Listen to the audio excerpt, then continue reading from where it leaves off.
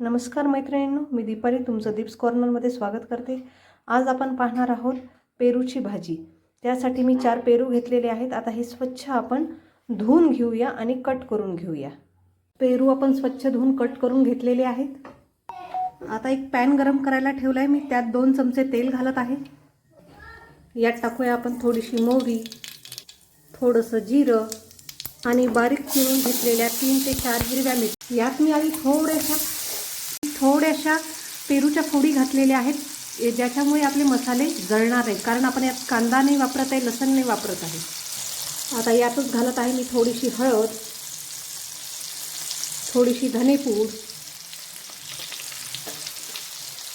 हिरव्या मिरच्या घातलेल्या आहेत आपण, म्हणून थोडंसं लाल तिखट टाकत आहे आणि अर्धा चमचा गरम मसाला, थोडंसं हिंग सुद्धा घालत आहे मी यात, थोडीशी कसुरी मेथी। आता हे सगळे मसाले आपण मिक्स करून घेत आहोत। आता उरलेल्या सगळ्या पेरूच्या फोडी आपण यात घालत आहोत।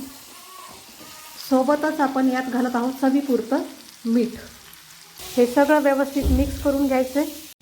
पेरू जर जास्त कच्चे असतील तर तुम्हाला यात थोडंसं पाणी घालावं लागेल। इथे माझे पेरू जरा पिकलेले होते म्हणून मी यात पाणी घातलेलं नाहीये। आता यात टाकत आहे मी थोडासा गूळ, गूळ सुद्धा मिक्स करून घेत आहे।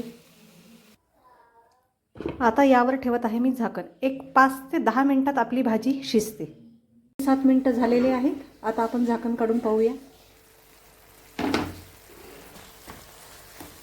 पहा, आपली भाजी छान अशी शिजलेली आहे, एकदम मऊसूत असं हे तुटत आहे। आपली पेरूची भाजी तयार आहे। आता यावरून घालत आहे मी कोथिंबीर। तुम्हाला माझी पेरूची भाजी बनवण्याची रेसिपी आवडल्यास नक्की माझ्या चॅनलला लाईक, शेअर आणि सबस्क्राईब करा। थँक्यू।